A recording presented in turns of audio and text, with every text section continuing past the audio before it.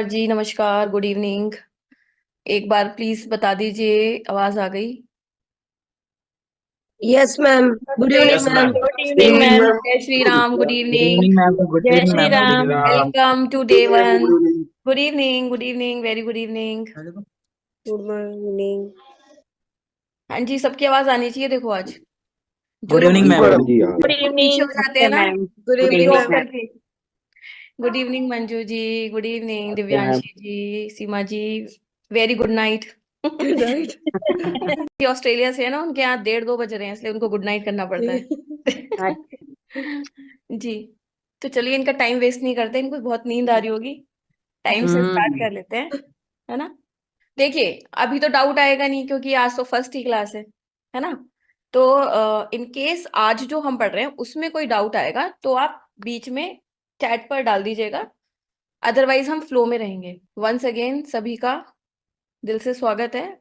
बहुत ही wonderful course है ये, जो आप डे वन से अपनी डेट ऑफ बर्थ के ऊपर अप्लाई करना स्टार्ट कर सकते हैं। बट मैं यही बोलूंगी, जब तक आप इसको पूरा नहीं पढ़ जाते तब तक आप इससे कुछ भी येस एंड नो ना ले, सिर्फ अभी लर्निंग की तरह ले। क्योंकि सबसे पहले जब हम इन साइंसेस में आते हैं तो हम डे वन से ही स्टार्ट कर देते हैं प्रिडिक्शंस करना, है ना। तो ओवरऑल जो प्रिडिक्शंस आएंगी वो जब आप पूरा सीख जाओगे तब आपको क्लैरिटी मिलेगी।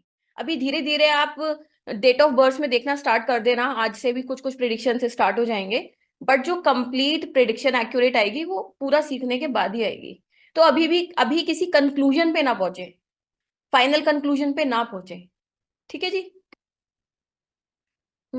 तो आप सभी से मेरी रिक्वेस्ट है, आप जिन भी एनर्जी में बिलीव करते हैं, भगवान में, शक्ति में, यूनिवर्स में, जिस भी धर्म से बिलोंग करते हैं, आप उनको थैंक यू बोलें और उनको याद करते हुए इस जर्नी को स्टार्ट कीजिए। क्योंकि ये ऑकल्ट में जो हमारी एंट्री होती है, ऑकल्ट बहुत नसीबों से मिलता है, ठीक है। हम बिना भगवान की मर्जी के इस फील्ड में आ ही नहीं सकते। तो आप प्रभु का शुक्रिया करें, आप जिस भी गॉड में बिलीव करते हैं, कि आज के जर्नी को स्टार्ट करें। Thank you everyone. एंड आप सभी का दिल से थैंक यू, आप लोगों ने मुझ पर ट्रस्ट किया इस जर्नी को स्टार्ट करने के लिए। कई लोग फर्स्ट टाइम स्टार्ट कर रहे हैं अपनी जर्नी न्यूमरोलॉजी में। तो आई विल मेक श्योर कि मैं आप लोगों को बेस्ट दे सकूं, जो भी मैं इसमें प्रोवाइड कर सकती हूँ, राइट। तो देखिए, आज जिस हम कोर्स में हैं इसका नाम है लोशु ग्रिड न्यूमरोलॉजी। हालांकि न्यूमरोलॉजी बहुत तरीके की होती है, न्यूमरोलॉजी की बहुत फॉर्म्स होती हैं, वो भी आज मैं आपको बताऊंगी। बट हम जो आज पढ़ने वाले हैं वो लोशो ग्रिड न्यूमरोलॉजी है। और इसका जो ओरिजिनेशन हुआ था, कहाँ से इसकी उत्पत्ति हुई थी, चाइना से उत्पत्ति हुई थी इसकी, लोशो ग्रिड न्यूमरोलॉजी की, ठीक है। अब देखिए, न्यूमरोलॉजी बेसिकली आप लोगों के लिए फेमिलियर टर्म होगा, है ना। हमारे साथ बचपन से लेके अभी आपकी करंट जो भी एज है, आपके साथ अलग अलग नंबर्स जुड़ गए हैं।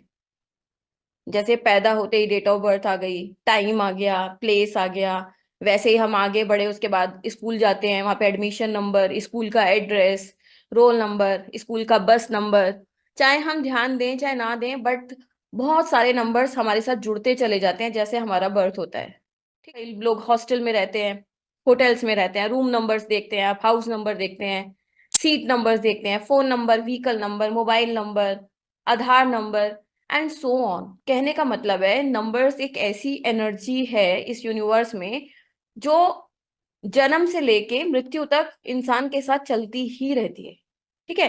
तो उस विद्या को समझने की साइंस को क्या बोलते हैं, न्यूमरोलॉजी।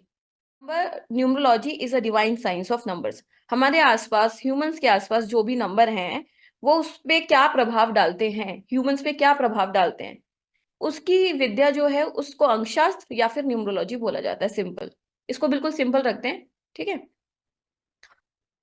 अब मैंने बताया आपको, बहुत वर्ल्ड वाइड बहुत सारे टाइप्स की न्यूमरोलॉजी प्रैक्टिस की जाती है ना।